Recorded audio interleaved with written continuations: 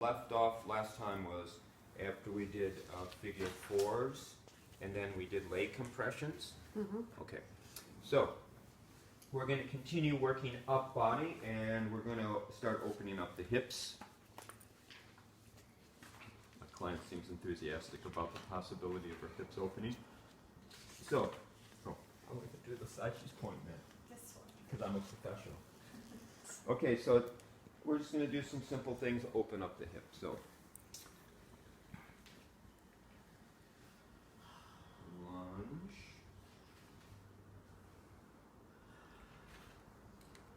So, come over here, y'all, so you can see something. So everything has different, a series of components in it, right? So, intention, open up the hip. How we do is different, but this time we're going to do this. We're up on one knee and one foot. The arch of the foot comes right on the top of the hip, so that, again, there's not a lot of effort in supporting it, so that we can put all our effort into our intention and our breath. Different people, because of the movement and the tightness across their hips, their extended leg come up. But if you want more of a defined stretch, the only thing we need to do is stabilize one side with the hand. So you can come in and stabilize the extended leg and then go into a deep hip stretch. And then we're going to come back out. And I'm just going to let it fall out a little bit more laterally.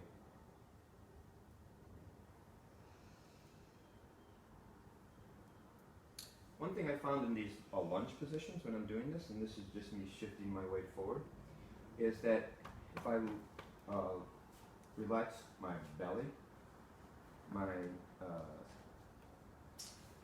pelvis has a tendency to then dip forward a little bit, exaggerating a little bit the lordosis, but it sends the weight in a little bit more, so because you're not restricting, so you're letting go. So it's like your belly's soft, so that you can just let your weight come in a little bit more. Okay. And then we're going to take it out a little farther lateral and add compression. And usually because we're out farther this way, the leg is acting as a lever through the pelvis, so when you press down, this leg gets a little bit more active. So I'm just hooking my foot across it, and that stabilizes that side so that you're free to do two-handed compression. If you're working with someone and they're rather tight through here, I would suggest putting a hand here on the outside of the knee. So when you add compression, they feel that support. And if there is anything, it's easy to back up off of it.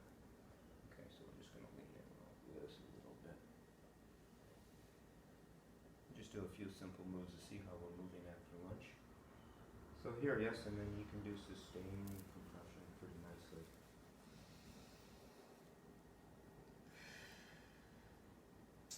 So, and then when you come out, we're going to come out, and this foot's coming off, and I'm going to drop this foot out of my hip. So now it's free, and I can go right into hip circuit abduction. So one thing, better be laughing. Well, one thing leads into the other. But you see something. We're always in position. This is the thing about the work. You're always in position to go one way or the other. So from here, it's easy just to come in. I'm not changing my position, but my what I'm doing is different, right? One way, and then the other.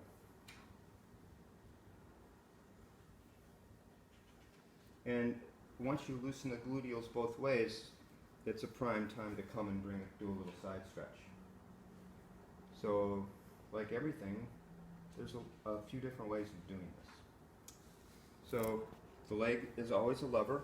You could bring it across, like here. And I see people doing this and this, right? But I prefer not seeing you do that. Only for the simple fact is that you're overextended a little bit.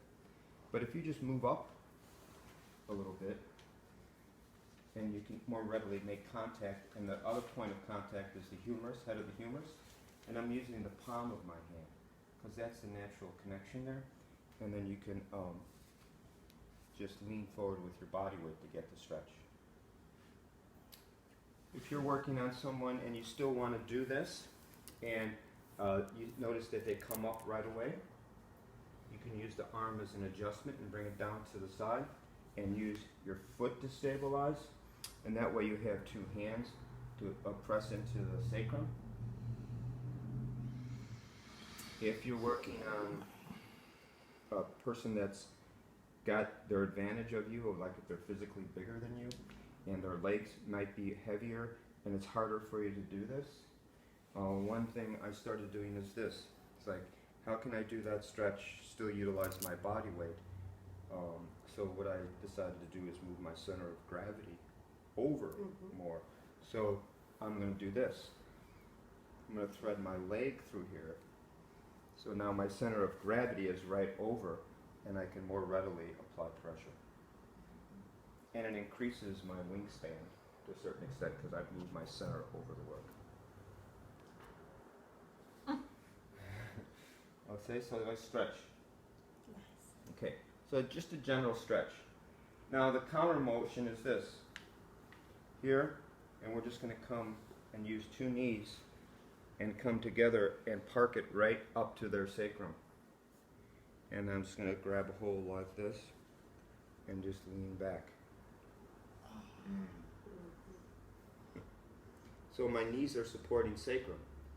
All right. And because the side is hanging down, you open up SI joint. Get a nice stretch through the front of the pelvis. A very stable position, because the surface area that you're making contact with is pretty wide, both of your legs. And the more you allow yourself to come back and use their leg as a lever, that you can get a nice lift. So far so good, right? I wish I knew how to get out of this one though, this problem. So we're going to continue. So you're starting to open up, so down, and then I'm going to bring it across enough to put my knee right towards the midline, so it's starting to affect the gluteals as I bring it back onto my knee.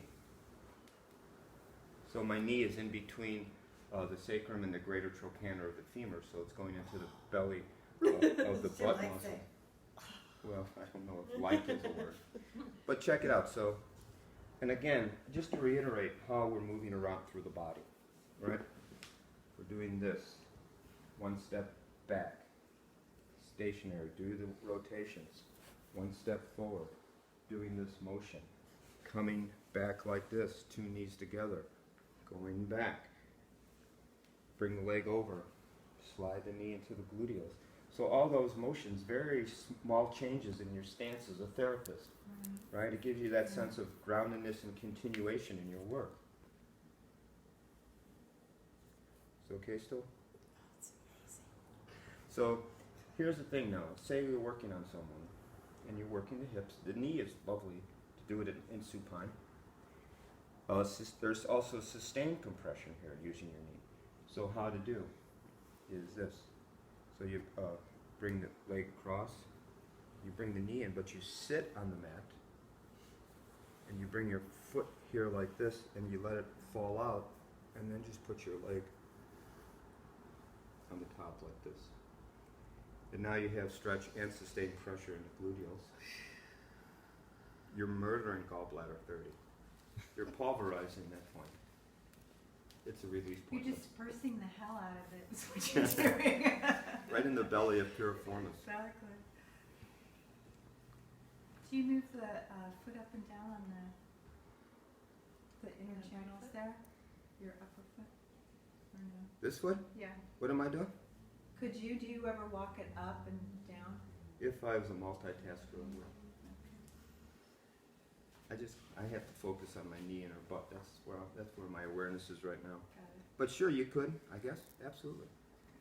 So, what's coming out of here, though, is we're going to follow the the iliotibial band. So, once it comes out, you just move that much. You feel for the greater trochanter, and then just place your knee right in there, or IT band.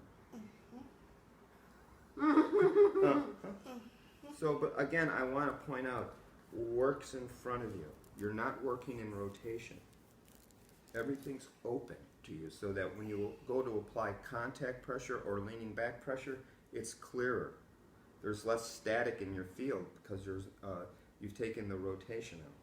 And you just work right here. And you want to continue down the lower lateral compartment of the leg. So what to do after you get there, I mean, you could stay here and just do this. It's okay. Some people change like this.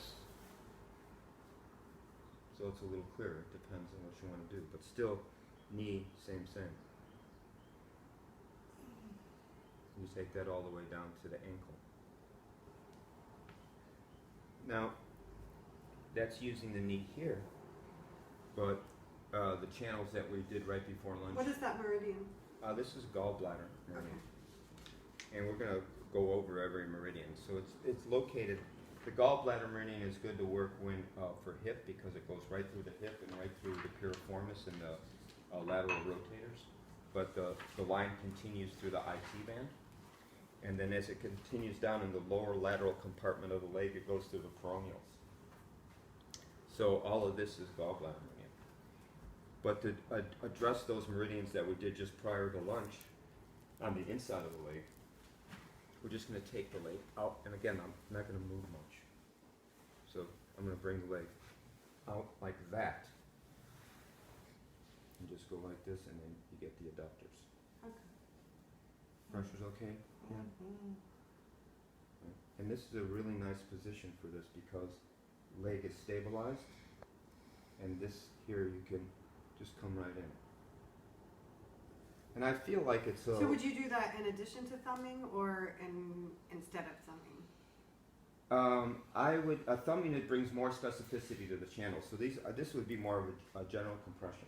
Mm-hmm. But I might choose to do this either because of the person's size, or maybe because I feel like maybe it's a little less vulnerable. So you Okay. make those kinds of decisions depending on who you're working on. Not you hear this phrase, technique good but terrible, meaning the technique is good but it's terrible because it's not the right thing to do for that person, Mm-hmm. right? So that's what that means. Okay. Technique, great, but terrible because you can do something better for that person.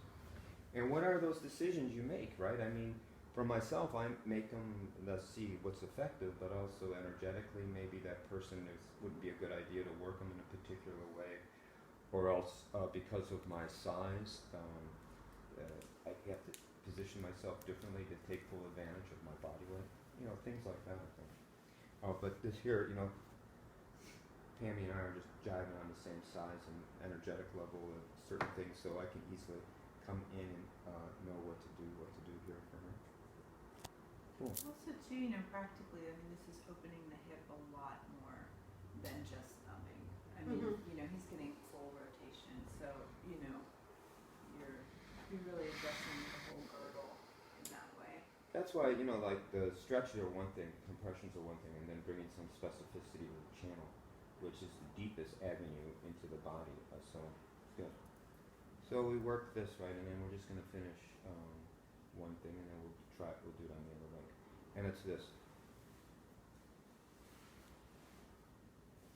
Okay, now we're like this. And we're going to work quad, lower leg. Okay? And we're in a nice position here. So the landmarks you use are ASIS. So the quads all come a common point of attachment just below the ASIS. Okay, so you want to start your compressions just distal or below the ASIS and continue to just above the patella, and then you rotate the leg in and adjust the lower leg. So to compress in, one of the reasons it's supported here is so when you make compression, you can create some slack here by lifting your leg and then just lean in. All right. What direction are you leaning? Are you pulling towards you a little bit or straight No, down? I'm just leaning in. Okay. I'm not pulling back at all. Okay. And immediately when you say that, I could feel the advantage for her of creating space, but I can also feel what it does to my shoulder joint. So when I watch people work, I don't see them do it one time, I see them do it 1,000 times. And that's usually what my adjustments are towards, about not creating a negative cycle, because you know, you can, that's very valid to open it up, but I would be sitting over there pressing this way. And I would probably be standing up and using my foot and pressing this way to decompress that way. But But doing even it, going straight down, you're going to create space there. yeah, but not pulling back, because I could feel what it does, a little, and you know, 1,000, and before you know it, so like this. And then just roll out the quad. You can turn the leg and get the outside line a little bit easy. So that's why when we talk about it, you know, it's not only support, but it gives you all sorts of ways of opening up the body. You know, by simply lifting, by leaning in, by leaning out. It changes the point of contact all the time. So it's quite lovely. A simple thing you could look at in a lot of different ways.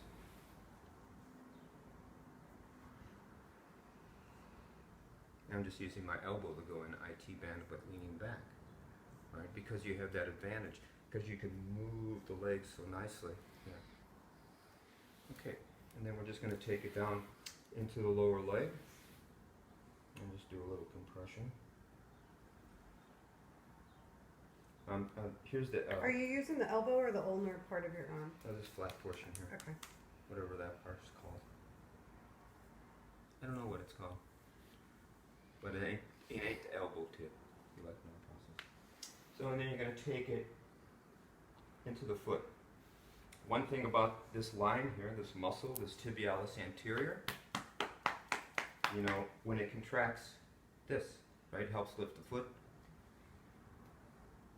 But when you want to put a stretch on it, so you just push down on the dorsal surface of the foot, and you get a stretch, and helps open up the ankle retinaculum. Pressure okay? Fantastic. So, that simple thing. So then I'll just repeat. You can stop videotaping now, thanks. Huh?